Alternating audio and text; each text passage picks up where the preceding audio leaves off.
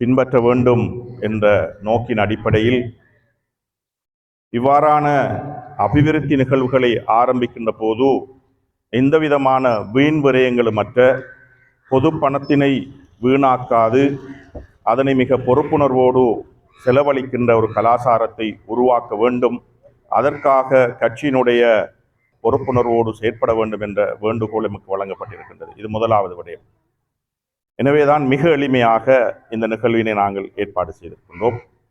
இரண்டாவது விடயம், பாரம்பரிய அபிவிருத்தி நிகழ்ச்சி ஒழுங்குகளில் இருந்து மாறி இதனை முழுக்க அபிவிருத்தியினுடைய இலக்கை 100% மக்கள் அடைந்து கொள்கின்ற வகையில் வெளிப்படைத்தன்மையோடும் அந்த வேலை திட்டத்தினுடைய நிதி, அதனுடைய ஒப்பந்தக்காரர், அது நிறைவேற்றப்பட வேண்டிய கால வேளை, அதனுடைய தரம் என்பவற்றில் மக்கள் குறியாக இருந்த அந்த விடயத்தை நீடித்து நிலைத்திருக்கின்ற ஒரு அபிவிருத்தியாக மாற்றச் செய்வதிலே மக்கள் பங்கேற்பை கொண்டு வருவதற்கான விழிப்புணர்வை செய்யுமாறும் நாங்கள் பணிக்கப்பட்டிருக்கின்றோம். எனவேதான் இந்த நிகழ்வானது கடந்த காலங்களை போன்று அடிக்கல் நாட்டுவது, கல் வைப்பது என்ற கலாச்சாரத்திலிருந்து மாறி இன்று ஒப்பந்தக்காரருக்கும் இந்த 167 கிராம சேவகர் பிரிவினுடைய பயனாளிக்கும் காத்தான்குடி பிரதேச செயலகத்திற்கும் இடையிலான ஒரு வெளிப்படைத்தன்மை மிக்க ஒப்பந்தம் இந்த இடத்திலே கைச்சாத்திடப்பட இருக்கின்றது. இதுதான் இந்த நிகழ்வினுடைய ஆரம்ப நிகழ்வு.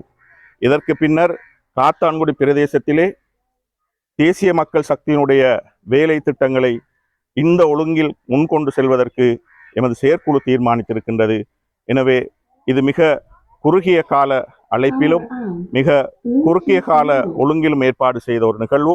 எனவே எமது அழைப்பை ஏற்று இங்கு வருகை தந்த உங்கள் அனைவரையும் அன்போடு நான் வரவேற்று கொண்டு இந்த நிகழ்விலே எமது கட்சியினுடைய உறுப்பினர்களும் ஏனைய பிரதேச பயனாளிகளும் இங்கு வருகை தந்திருக்கின்றீர்கள். இது உங்களுக்காக அமைக்கப்படுகின்ற ஒரு வீதி. எனவே இந்த வீதியினுடைய தரம், இதனுடைய நீடித்து நிலைத்திருக்கின்ற விடயங்களிலே நீங்கள் ஒவ்வொருவரும் அக்கறையோடு இருக்க வேண்டும் என்று கேட்டுக்கொள்வதோடு, உண்மையில் இந்த வீதியினுடைய பெரும்பாலான பகுதிகள் கடந்த அரசாங்கத்தினுடைய அல்லது கடந்த அரசியல் பிரமுகர்களுடைய ஒத்துழைப்பினாலும் பங்களிப்பினாலும் ஒரு பாரிய அளவு இந்த இடத்திலே நிறைவேற்றப்பட்டிருக்கின்றது. அதனுடைய இறுதி பகுதி, ஒரு சிறிய பகுதி, இந்த கிட்டத்தட்ட ஒரு 30 மீட்டர் வீதி இன்று இந்த அரசாங்க காலத்திலே இங்கு அபிவிருத்தி செய்யப்படுகின்றது. எனவே நாங்கள் இவைகளை எங்களுக்குள்ளே முரண்பாடுகளையும் பிரச்சனைகளையும் வளர்த்து கொள்வதை விடுத்து மக்களின் நலனுக்காக எங்களுடைய இந்த கிடைக்கின்ற இந்த பணங்களை மிகச் சரியாக பயன்படுத்துகின்ற ஒரு அரசியல் கலாச்சாரத்தை இந்த மண்ணிலே உருவாக்க விரும்புகின்றோம். அந்த வகையில்தான் இந்த நிகழ்ச்சி திட்டத்தை நாங்கள் இன்று ஆரம்பித்து வைக்கின்றோம். அந்த வகையிலே எமது அழைப்பை ஏற்று இங்கு வருகை தந்த அனைவரையும் அன்போடு வரவேற்று எனது நன்றி